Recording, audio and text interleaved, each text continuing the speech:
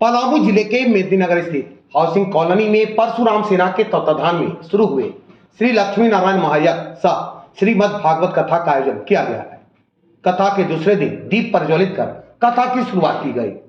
मथुरा के मान क्षेत्र से आए हुए मशहूर कथावाचक देवकी नंदन ठाकुर ने कहा कि संसार में भगवान श्री कृष्ण ही सृष्टि का सृजन, पालन और संहार करते हैं।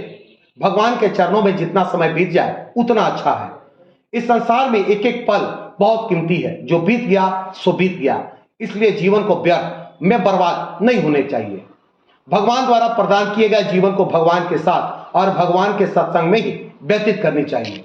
उन्होंने कहा कि भागवत प्रश्न से प्रारंभ होती है और पहला ही प्रश्न है कि कलयुग के प्राणी का कल्याण कैसे होगा। इसमें सतयुग, त्रेता और द्वापर युग की चर्चा ही नहीं की गई है। ऐसे में प्रश्न उठता है कि बार बार यही चर्चा क्यों की जाती है, अन्य किसी की क्यों नहीं। इसके लिए कई कारण हैं, जैसे अल्पायु, भाग्यहीन और रोगी।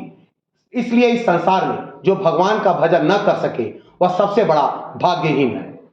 भगवान इस धरती पर बार बार इसलिए आते हैं ताकि हम कलयुग में उनकी कथाओं में आनंद ले सके और कथाओं के माध्यम से अपना चित्त शुद्ध कर सके।